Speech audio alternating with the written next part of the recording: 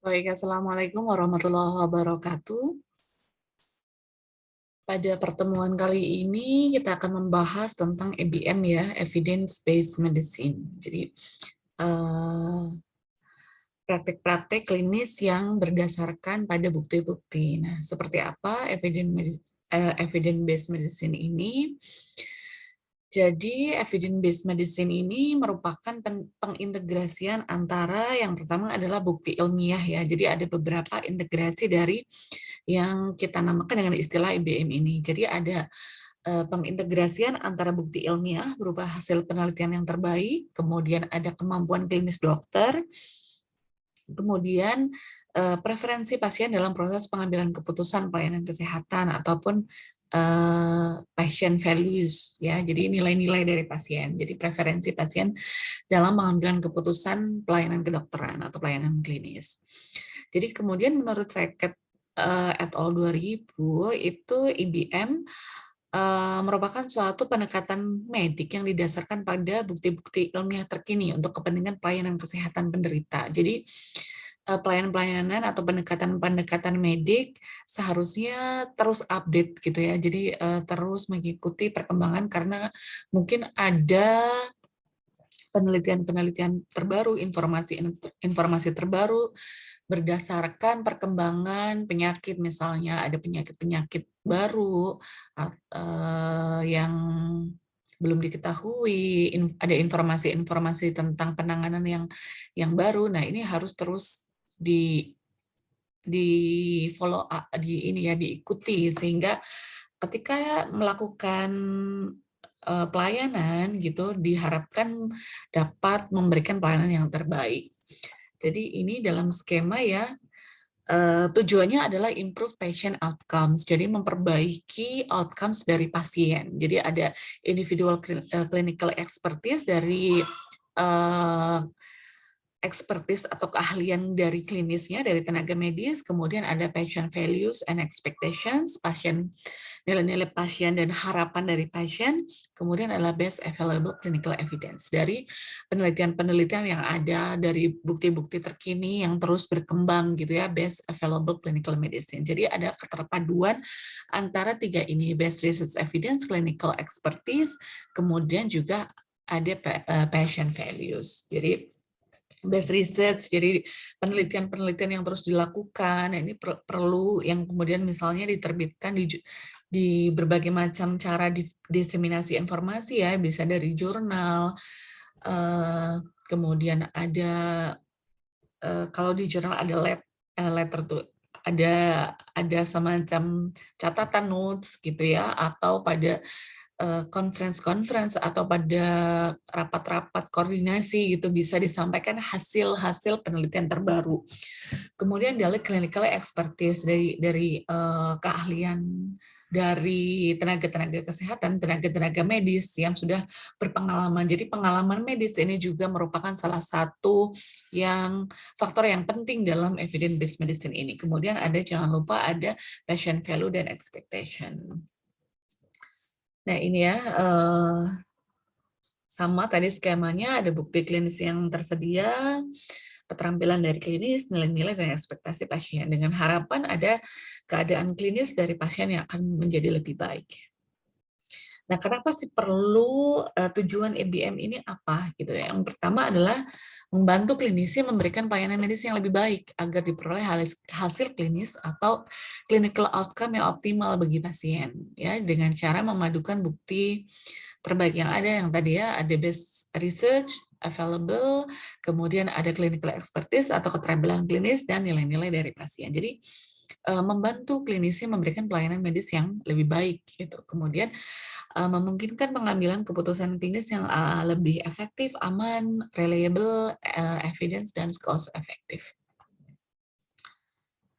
Nah, ini ada penerapan prinsip epidemiologi dalam praktek klinik. Jadi ada dari penelitian-penelitian kedokteran, baik misalnya biomedik, klinis, ataupun epidemiologik, itu akan menghasilkan bukti-bukti ya dari data-data yang ada, hasil-hasil penelitian yang ada, Sebenarnya itu ketika dipublikasikan, ketika itu diseminasikan, itu bisa digunakan untuk mendukung pengambilan keputusan-keputusan klinis yang tadi itu. Harapannya adalah dapat memperbaiki, meningkatkan pelayanan medis dan meningkatkan outcome dari pasien.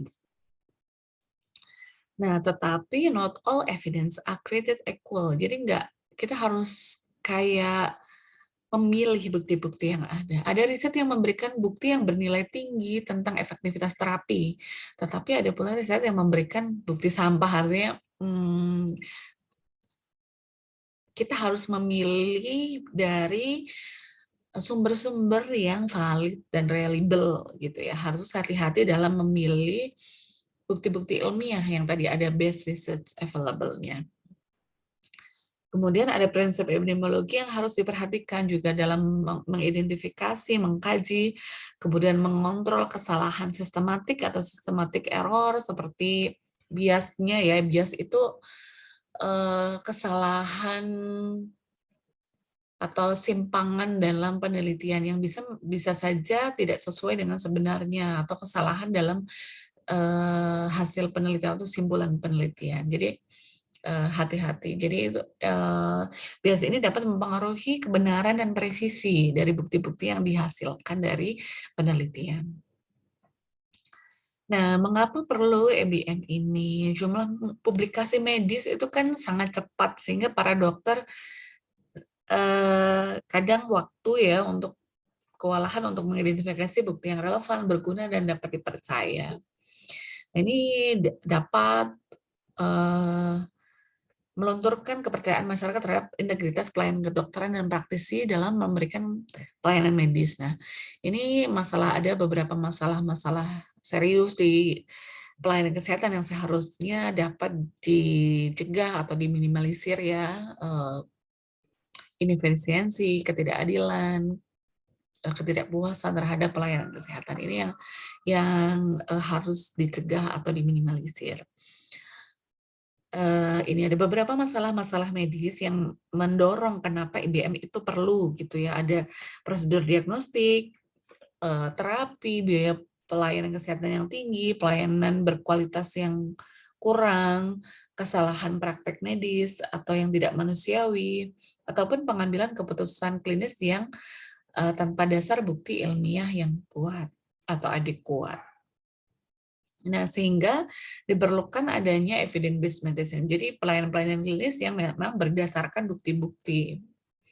Nah, ada beberapa langkah-langkahnya. Jadi ada 5 ya. ALS bertanya, memformulasikan pertanyaan ilmiah yang berkaitan dengan masalah penyakit yang diderita oleh pasien. Kemudian setelah ada pertanyaan, kemudian ada acquire, jadi memperoleh evidence atau bukti yang berkaitan dengan masalah yang dihadapi. Kemudian menilai appraise bahwa penelusuran informasi itu juga harus ditelaah dari bukti-bukti ilmiah yang ada. Jadi tidak selalu bukti-bukti ilmiah itu valid, akurat, atau bisa reliable yang dapat dipercaya sebagai yang dapat digunakan sebagai landasan untuk memberikan pertimbangan dalam keputusan-keputusan medis. Kemudian ada apply atau penerapan dari menerapkan hasil-hasil penelaahan bukti ilmiah ke dalam praktek pengambilan keputusan. Jadi setelah ada bertanya, menelusur, kemudian menelaah, dengan menelaah kemudian kita memilih bukti-bukti, kemudian kita terapkan. Nah, setelah diterapkan juga ada analyze atau menganalisa. Jadi setelah diterapkan juga ada mengevaluasi intervensi atau yang kita implementasikan seperti apa setelah diterapkan gitu. Jadi ada ALS, acquire, appraise, apply, dan analyze atau menganalisa ataupun mengevaluasi ya dari implementasi yang sudah dilakukan. Nah, ini 5 langkah tadi ya, merumuskan pertanyaan klinis tentang pasien bisa dari PICO ya, dari patients, intervention, comparison, dan outcome. Dari pasiennya, intervensinya, apakah ada perbandingan atau comparison, dan bagaimana outcome-nya. Kemudian temukan bukti. Jadi menelusur bukti-bukti yang bisa menjawab pertanyaan tersebut. Jadi ada sumber-sumber data, jurnal-jurnal penelitian, ataupun misalnya systematic review, meta-analisis gitu. Kemudian langkah tiga, melakukan penilaian kritis terhadap bukti-bukti yang ada dan terapkan bukti-bukti pada pasien. Integrasikan hasil penelitian dengan keterampilan klinis. Tadi kan EBM itu ada bukti based research, kemudian ada clinical expertise dan juga patient values. Jadi integrasikan hasil penilaian kritis dengan keterampilan klinis dokter, situasi unik biologi dan nilai-nilai dan harapan dari pasien. Kemudian langkah kelima adalah mengevaluasi. Jadi lakukan evaluasi dan perbaiki kalau ada hal-hal yang perlu diperbaiki, evaluasi ya bagaimana evaluasinya, ada tindak lanjut gitu. Ini adalah langkah-langkah IBM tadi itu ada 5 langkah yang bisa dilakukan, yang biasa dilakukan dengan melakukan evidence based medicine. Nah ini misalnya ada tadi itu, ini penjelasan dari masing-masing langkah tadi ya, merumuskan pertanyaan penelitian atau background question, pertanyaan-pertanyaan dasar. Ini adalah contoh-contohnya, ataupun pertanyaan-pertanyaan yang muncul pada ketika melakukan pelayanan-pelayanan medis. Itu nanti ada pertanyaan apa, kemudian, nah ini dengan PICO ya, ada pertanyaan-pertanyaan spesifik, ada passion dan problem, intervention, apakah terkait terapi diagnostik, tes diagnostik, terapi, atau paparan, dan sebagainya. Comparison, apakah misalnya ada terapi standar atau gold standar, ataupun pemberian placebo. Kemudian ada outcome. Ada perbaikan kliniskah, bagaimana mortalitasnya, morbiditas, ataupun kualitas hidup dari pasien. Jadi ini ada biasanya ada 4 elemen PICO. Kemudian ada dicari bukti kan, ada mencari bukti, mengatur, melihat ya bagaimana menelusur bukti-bukti. Jadi ada piramida bukti. Jadi yang harus diperhatikan. Jadi ada studi-studi penelitian-penelitian, ini adalah yang paling rendah. Kemudian karena biasanya akan berbeda-beda juga hasilnya. Kemudian ada systematic review. Systematic review adalah kayak merangkum,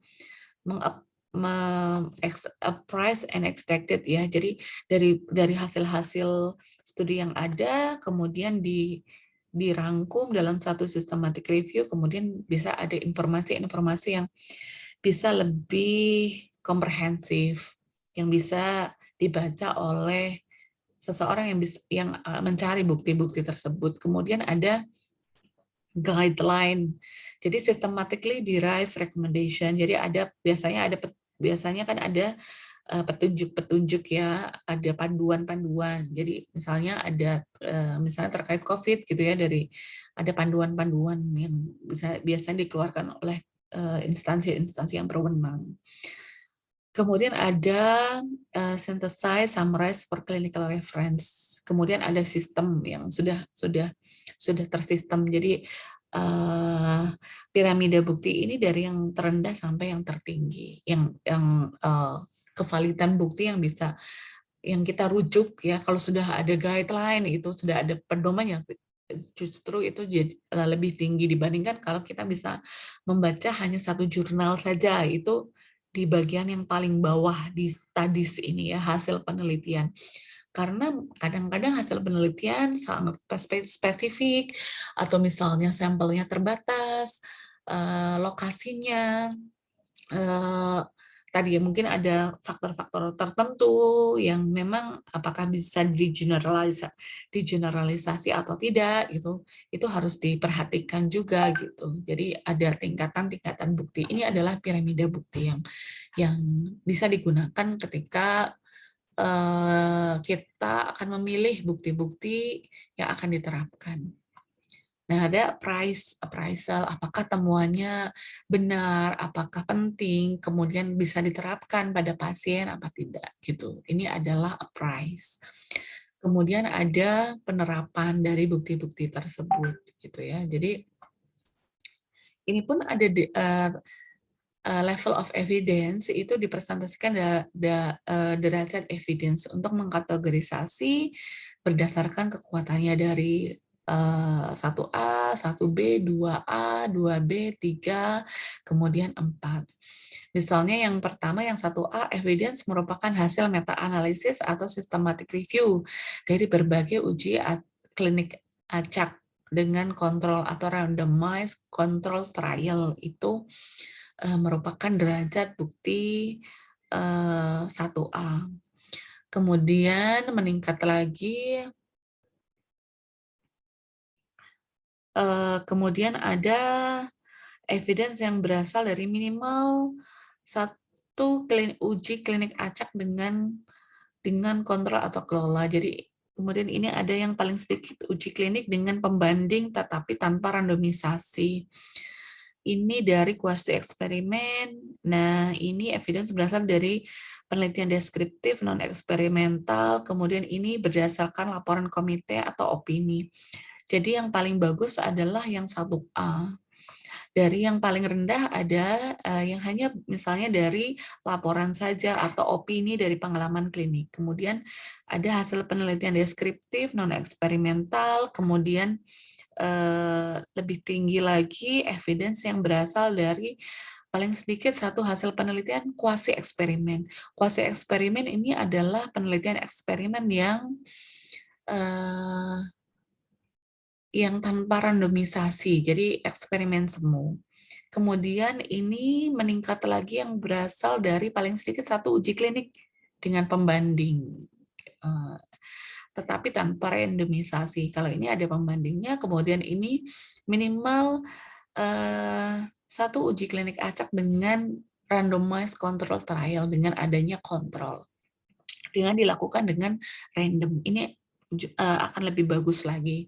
Kemudian yang ini adalah meta-analisis. Meta-analisis ini biasanya dari uji-uji itu kemudian dilakukan analisis secara integrasi ataupun systematic review dari berbagai macam uji klinik acak atau randomized control trial. Jadi memang yang paling yang uji klinik ya, jadi RCT randomized control trial. Jadi yang paling rendah adalah 4, kemudian yang paling bagus adalah 1A. Ini adalah level of evidence. Kemudian setelah diterapkan, tadi ada follow up dan evaluasi dengan menjamin agar intervensi yang akhirnya diputuskan betul-betul memberikan manfaat yang lebih besar daripada resikonya. Jadi, do more good than harm. Ini adalah prinsip-prinsip dari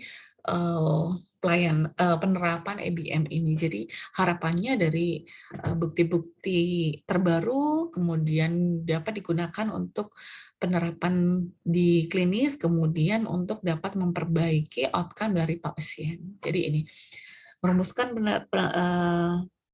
pertanyaan klinis, mencari bukti, menilai kritis bukti, menerapkan bukti, kemudian mengevaluasi, kemudian memperbaiki penerapan EBM. Ini adalah siklus EBM. Ini seharusnya dilakukan secara terus-menerus dalam pelayanan medis sehingga harapannya dapat memperbaiki, meningkatkan pelayanan dan juga memperbaiki atau meningkatkan outcome dari pasien. Gitu. Nah, ini algoritma pencarian bukti. Kalau kita misalnya mencari bukti-bukti ilmiah, perhatikan judulnya, apakah berhubungan langsung dengan praktek, kemudian lihat abstraknya, apakah relevan dengan PICO tadi tersebut, kemudian lakukan penilaian kritis, tadi ada ini ya, validity, importance, dan applicability, kemudian iya atau tidak gitu ya. Kalau tidak, misalnya sampai sini tidak, kemudian teruskan pencarian dari bukti berikutnya, sehingga kita bisa mengambil atau mencari dari bukti-bukti dari sumber-sumber yang valid, yang relevan, sehingga pengambilan keputusan itu didasarkan pada bukti-bukti yang memang dapat dipercaya dan akurat dan mempunyai nilai bukti yang tinggi. Itu ya dari yang bisa saya sampaikan pada evidence-based medicines. Bagaimana integrasi antara base research, kemudian clinical expertise, dan juga patient values yang diharapkan pada akhirnya adalah memperbaiki atau meningkatkan outcome dari pasien. Itu saja untuk materi dari EBM ini saya akhiri ya, mudah-mudahan ada manfaatnya dari materi kali ini. Saya akhiri, Assalamualaikum warahmatullahi wabarakatuh.